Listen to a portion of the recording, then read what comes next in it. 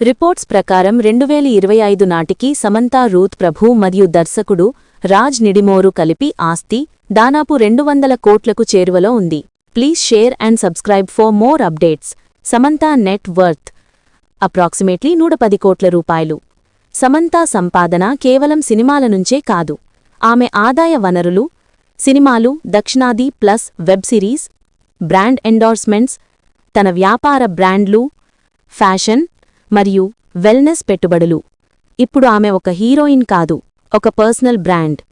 Raj Nidimoru net worth approximately 85 కోట్ల రూపాయలు.